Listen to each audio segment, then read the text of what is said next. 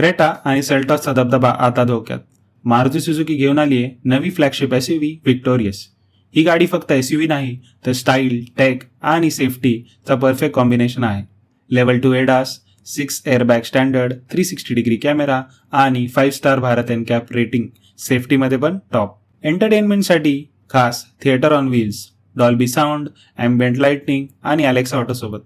Power ट्रेनमध्ये strong hybrid, petrol, CNG आणि CNG tank देखील अंडरबॉडी असल्यामुळे बूट स्पेस ही कमी होणार नाही.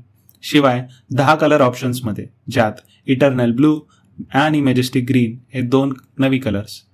ही एसयूव्ही फक्त भारतात नाही तर 100 पेक्षा अधिक देशांमध्ये एक्सपोर्ट होणार आहे. किंमत आणि डिलिव्हरी डेट लवकरच जाहीर होतील.